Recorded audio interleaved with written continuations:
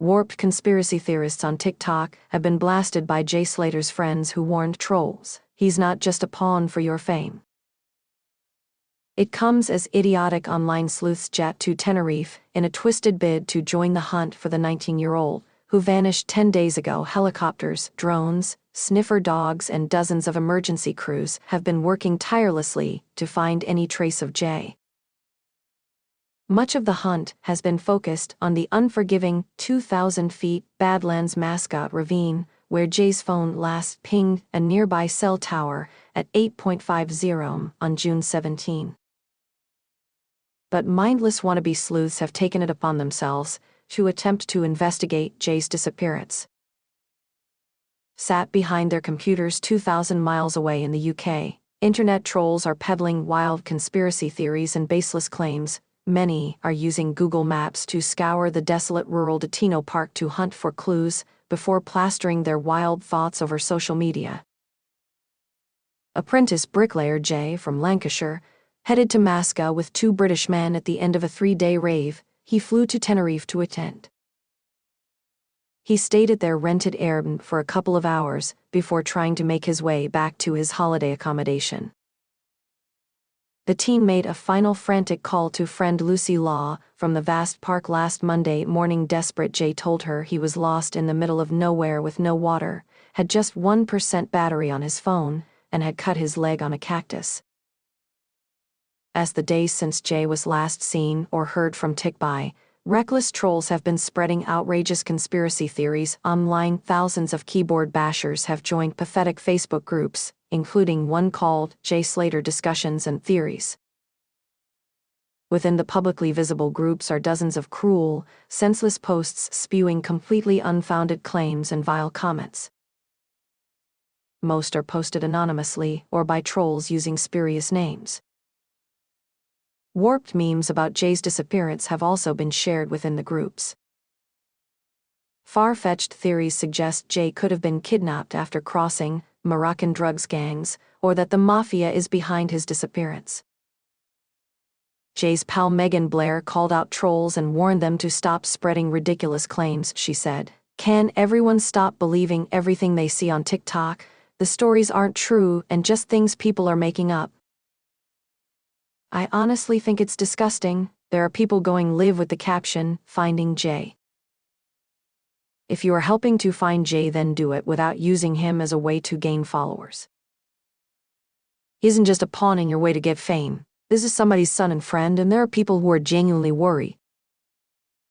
Heartless trolls have also tabled the idea that Jay's disappearance is all a hoax and was set up as a scam to rake in public donations. Jay's distraught mum Debbie Duncan was forced to hit back at trolls who questioned what more than $30,000 collected on a GoFundMe page would be used for. Debbie said, "I am saddened by all your comments.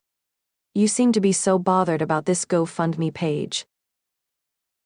I really hope I am not taking my son home in a body bag. I really cannot believe the British public are not supporting me in trying to find Jay.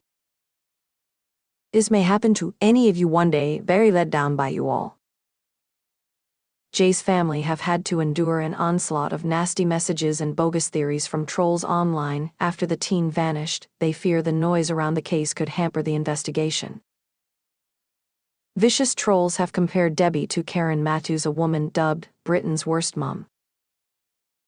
Matthews made headlines in 2008 when she cooked up a sickening plot with relative Michael Donovan to make money off her daughter's fake kidnapping. Debbie says she has been bombarded with sham calls from idiotic pranksters claiming her son has been kidnapped. The worried mum also received a warped Snapchat message telling her to kiss goodbye to your son. Jay's heartbroken family have also had to contend with depraved fake death posts being shared on social media. And Debbie's partner, Andy Watson, said a sick person claiming to be a medium had been in touch with her, claiming to know Jay's location. They tried to demand the family buy a plane ticket for them to fly to Tenerife in exchange for the knowledge. Meanwhile, some TikTok influencers have taken it upon themselves to fly to the island to film themselves hunting for Jay for bizarre vanity projects. Armed with their cameras and hiking boots, they have recorded themselves trekking through the mountainous scrubland Jay was last known to be in. Among them are British TikTok vloggers Andrew Knight and Paul Arnott, who have been sharing clips with the legions of followers. Paul from Bedfordshire claimed in his latest video that he has been welcomed by police in Tenerife. The 29-year-old said, "They've literally just been driving me all round the mountain. I've got into 2 different vehicles. They've literally been telling what's been going on. And what they have actually said, just to confirm, the police have told me they will welcome anyone who is actually competent and who wants to help the search. So I think, guys, when people come in there not dressed appropriately and stuff like that, that can put them off." Paul, who has 193,000 followers, showed off where he was searching in the vast ravine, which he described as super dodgy terrain. A misleading caption in bold yellow letters over one of his clips reads, "Body found, absolute madness." Another TikTok sleuth on the island is Andrew Knight, who has gone out with his drone to try and hunt for Jay. The travel and lifestyle vlogger, who has almost 60,000 followers, has even encouraged others to join the search, but not to come alone. In a clip he told his fans, "I want to show you just how treacherous and steep this landscape is. A lot of the pictures online don't really do it justice, just how treacherous and barren and remote this landscape is." Former cop Charlie Hedges told The Sun about the risks of online sleuths and amateur detectives trying to crack the case. He urged the public not to take it upon themselves to help the search, as he noted, despite their best intentions, they may end up causing more trouble. It comes as the real search teams continue their hunt for the 10th day, having drafted in reinforcements from Madrid. Search dog units, trained specially to comb large areas, have been flown in from Madrid, some 1,300 miles away. But search cops say the new dogs are much better trained to handle the vast landscape.